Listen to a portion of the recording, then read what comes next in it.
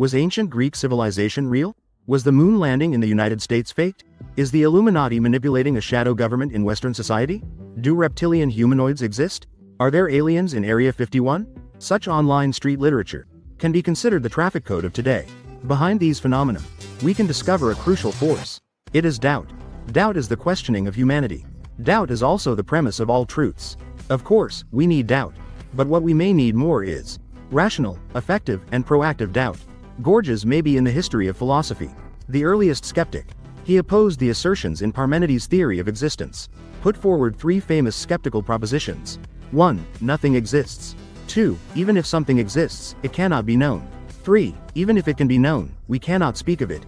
It seems a bit bribed to look at it this way, so we use the power of doubt, turn them into interrogative sentences.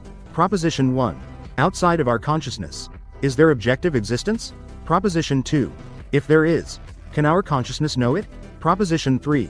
If it can be known, can we use the current language system to express it? Note that interrogative sentences are not rhetorical questions. We still need to think. What is the essence of these questions? In my opinion, the essence of these questions is three contradictions. The contradiction in Proposition 1 is the subjective and objective contradiction. The contradiction in Proposition 2 is the contradiction between thought and existence. The contradiction in Proposition 3 is the contradiction between language and thought. Thus, a new question arises. When we discover these contradictions, what actions should we take? First, let's look at the ancient Greek sage Protagoras. He said, knowledge is perception. Quote, man is the measure of all things. Quote, because of his belief in humanity's ability to attain truth, he held a pessimistic attitude. Gorgias also held a similar attitude. In their view, since we can never attain truth and knowledge, our current systems of knowledge are unreliable.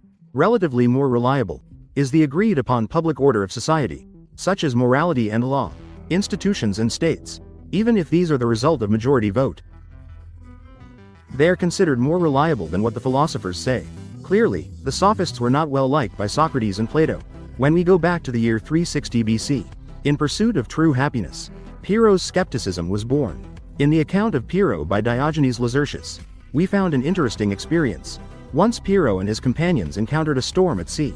Unlike other panicked individuals, Pyrrho showed an extraordinary calmness. He pointed to a pig on the ship getting wet and said, "A true sage should remain calm like this pig." Pyrrho's skepticism is the first pig in the history of human thought. In his view, everything is uncertain. Everything is incomprehensible. Every argument has an opposing equivalent argument. Everything understood is also explained by something else. Thus signs and proofs are in an infinite loop. They are not reliable. There is no truth and standard in the world. Therefore nothing is true. Hence Pyrrho advocates for a complete suspension of judgment on all things. In other words, he doesn't trust his senses. Nor does he believe in experiences derived from the senses. In his view, the whole world is illusory. With the limited rational abilities of humans, they are fundamentally unable to approach the truth. Therefore, Pyrrho chose to simply avoid judgment. His highest goal in life is to be like a pig. Like an indifferent pig, eating and sleeping in the sty, waiting for the fate of being slaughtered. In his opinion, this kind of life is the happiest life. When we apply the basic paradigm of logic to examine Pyrrhoism, his assertions are just a sophistry resulting from a lack of confidence in human cognitive abilities. And it is a very simplistic sophistry. He denies all principles and proofs. If we follow his propositions, he should also thoroughly overturn himself after refuting all arguments. Although Pyrrho's assertions are pessimistic, but without a doubt, he has placed a great question mark on opposing dogmatism. Even if being a pig, I believe Pyrrho is also a rational pig, whereas those vulgar Pyllists are just foolish ideas. They have taken the power of doubt to the extreme, sentimentally leading everyone into the context of agnosticism.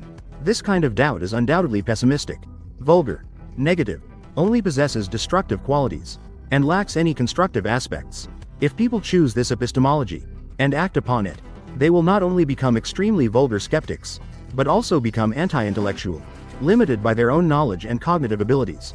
They prefer to huddle together for warmth, fabricate an opposing position, shout hollow slogans, forming a huge cult-like group, incited by those academic rogues, shouting and attacking other intellectuals.